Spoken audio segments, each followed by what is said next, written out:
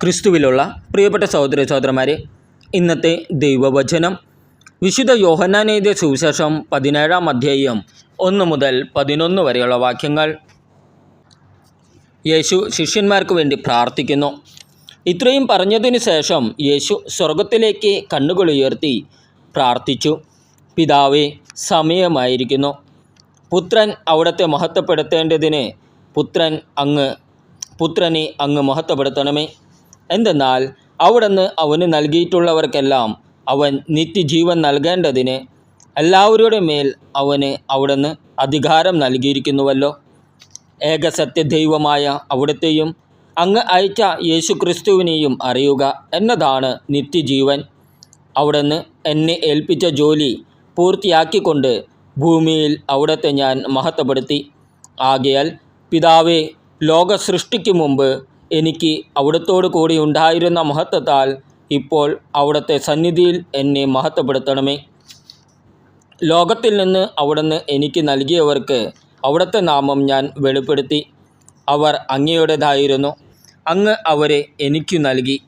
അവർ അങ്ങയുടെ വചനം പാലിക്കുകയും ചെയ്തു. അവിടുന്ന് എനിക്ക് നൽകിയതെല്ലാം അങ്ങിൽ നിന്നാണെന്ന് അവർ ഇപ്പോൾ അറിയുന്നു.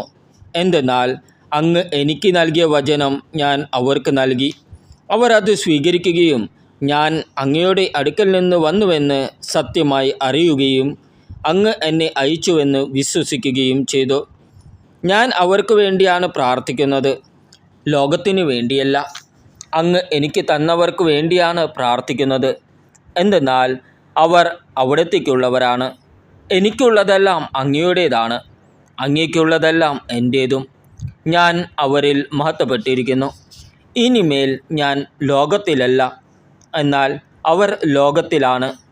ഞാൻ അങ്ങയുടെ അടുത്തേക്ക് വരുന്നു. പരിശുദ്ധനായ പിതാവേ, നമ്മെപ്പോലെ അവരും ഒന്നായിരിക്കേണ്ടതിന് അവിടുന്ന് എനിക്ക് നൽകിയ അവിടുത്തെ നാമത്തിൽ അവരെ അങ്ങ് കാത്തുകൊള്ളണമേ.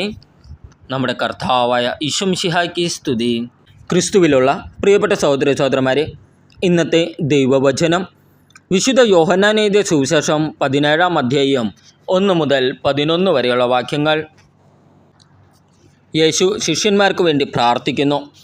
ഇത്രയും പറഞ്ഞതിന് ശേഷം യേശു സ്വർഗത്തിലേക്ക് കണ്ണുകൾ ഉയർത്തി പ്രാർത്ഥിച്ചു.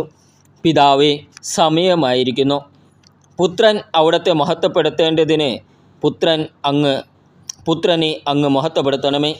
എന്തെന്നാൽ അവിടുന്ന് അവന് നൽകിയിട്ടുള്ളവർക്കെല്ലാം അവൻ നിത്യജീവൻ നൽകേണ്ടതിന് എല്ലാവരുടെ മേൽ അവന് അവിടുന്ന് അധികാരം നൽകിയിരിക്കുന്നുവല്ലോ.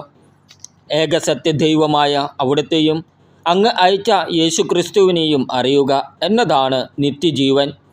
അവിടുന്ന് എന്നെ ഏൽപ്പിച്ച ജോലി പൂർത്തിയാക്കിക്കൊണ്ട് ഭൂമിയിൽ അവിടുത്തെ ഞാൻ മഹത്വപ്പെടുത്തി. ആകയാൽ പിതാവേ, ലോക സൃഷ്ടിക്ക് മുമ്പ് എനിക്ക് അവിടുത്തോട് കൂടി ഉണ്ടായിരുന്ന മഹത്വത്താൽ ഇപ്പോൾ അവിടുത്തെ സന്നിധിയിൽ എന്നെ മഹത്വപ്പെടുത്തണമേ. ലോകത്തിൽ നിന്ന് അവിടുന്ന് എനിക്ക് നൽകിയവർക്ക് അവിടുത്തെ നാമം ഞാൻ വെളിപ്പെടുത്തി. അവർ അങ്ങയുടേതായിരുന്നു. അങ്ങ് അവരെ എനിക്ക് നൽകി. അവർ അങ്ങയുടെ വചനം പാലിക്കുകയും ചെയ്തു. അവിടുന്ന് എനിക്ക് നൽകിയതെല്ലാം അങ്ങിൽ നിന്നാണെന്ന് അവർ ഇപ്പോൾ അറിയുന്നു. എന്തെന്നാൽ അങ്ങ് എനിക്ക് നൽകിയ വചനം ഞാൻ അവർക്ക് നൽകി. അവർ അത് സ്വീകരിക്കുകയും ഞാൻ അങ്ങയുടെ അടുക്കൽ നിന്ന് വന്നുവെന്ന് സത്യമായി അറിയുകയും അങ്ങ് എന്നെ അയച്ചുവെന്ന് വിശ്വസിക്കുകയും ചെയ്തു. ഞാൻ അവർക്ക് വേണ്ടിയാണ് പ്രാർത്ഥിക്കുന്നത്, ലോകത്തിനു വേണ്ടിയല്ല. അങ്ങ് എനിക്ക് തന്നവർക്ക് വേണ്ടിയാണ് പ്രാർത്ഥിക്കുന്നത്. എന്തെന്നാൽ അവർ അവിടത്തേക്കുള്ളവരാണ്. എനിക്കുള്ളതെല്ലാം അങ്ങയുടേതാണ്, അങ്ങേക്കുള്ളതെല്ലാം എൻ്റേതും.